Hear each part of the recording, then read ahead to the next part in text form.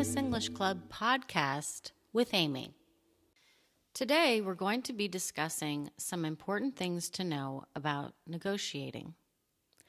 The number one thing to know is when you ask someone for something and someone says no, the negotiation has just begun. It's not the end.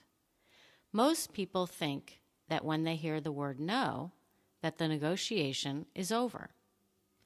Put yourself in the shoes of the person you're asking.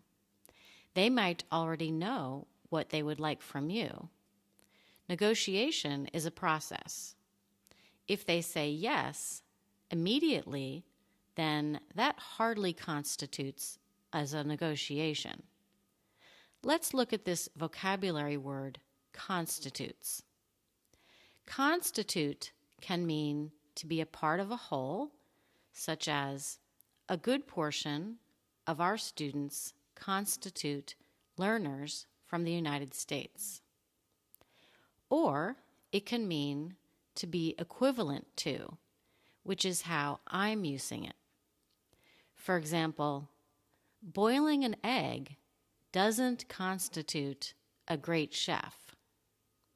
It means it doesn't qualify for something. So the way I used it was that one person asking for something and the other person saying yes or no doesn't constitute a negotiation. It doesn't equal a negotiation. That isn't a negotiation. A negotiation is a process of going back and forth with offers. So let me get back to my point about negotiations. Once someone says no, then the negotiation has started if you say something back. But let's say you are the person who is asked for something and you say no. That's a good thing to do for getting what you want. Why? Well, scientists have discovered that no one is really happy after they get exactly what they asked for. They are happier if they get a little more. If you ask for a 2% raise and your boss immediately says yes, then you think to yourself, well, what if I had asked for 3% or 5%? You now have buyer's remorse. Remorse means when you regret something. Buyer's remorse is the feeling you get after you purchase something and you're not happy with it.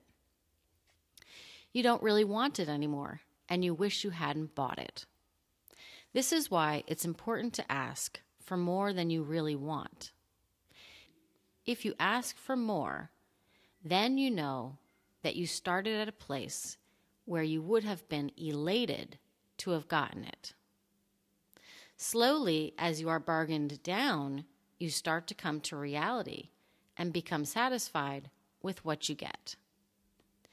Elated means extremely happy, such as, I was elated when I got the job I wanted. Okay, back to the point. It's important to ask for something of great value because this also becomes the bargaining point.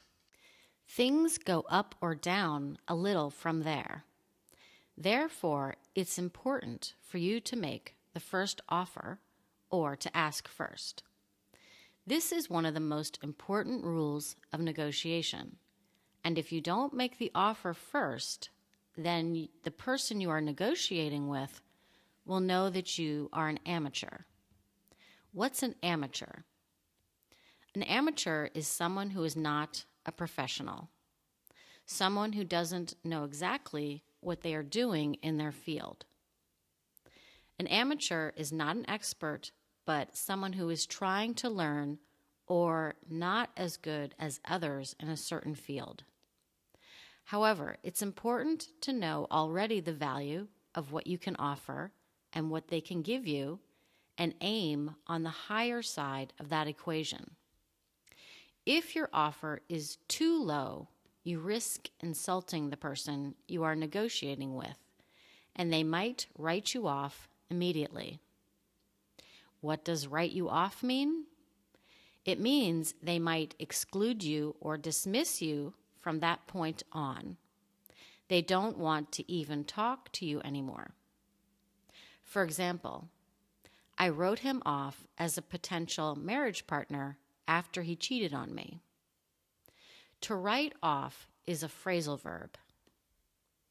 Here's the best negotiation tip. Great negotiators realize that they aren't in a court of law. You can say something without proving it. It just matters if the person believes it or not. For example, let's say I'm trying to sell someone some shoes I made for the price I want.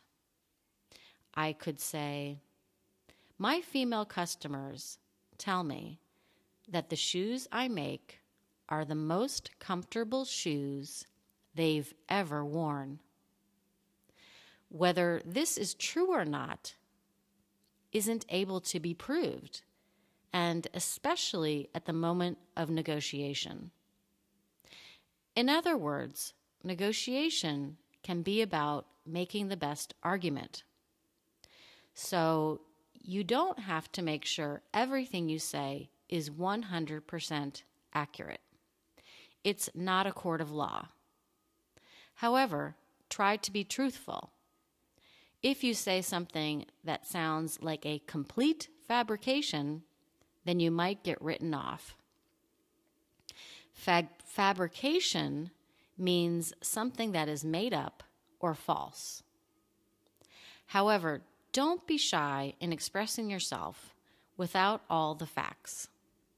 It could be that a couple of my female customers found my shoes uncomfortable. But that doesn't mean that I shouldn't emphasize how many female customers did find them comfortable. It's a matter of presenting yourself as well as possible. Of course, if the majority of your female customers find your shoes uncomfortable, then don't say that most females find your shoes comfortable. However, that small percentage might just have bad feet. Don't sell yourself short. To sell yourself short is an expression, which means when you don't sell what you have for a good price, but for a cheap price. So you could use it like this. If your friend says, I look terrible, you can say, don't be ridiculous. You look great. Don't sell yourself short. It means remember that you are valuable. The final tip is that negotiation is not always about money. Think of things that you might want that are valuable to you that you can ask for. Offer things that might be valuable to the person you are negotiating with. Most negotiations involve money, but also a creative mix of other things that each person wants. If you keep talking and negotiating, you might find those things. You can say, well, that's not really what I want, but let's keep talking and look for other things that can make each of us happy. For example, I could recommend your product to my customer base if you are willing to accept a lower price for your product. So that's all the tips for today.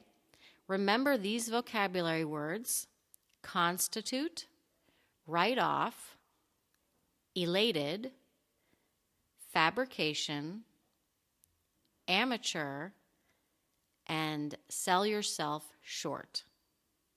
Try to use them this week. Also, it's a good idea to listen to a podcast a few times to really understand everything that is said and to remember the vocabulary words. And don't forget to go to our website at www.biznesenglishclub.com to take a course that will really get your English to the next level. Good luck with your studying, and talk to you soon. Bye-bye.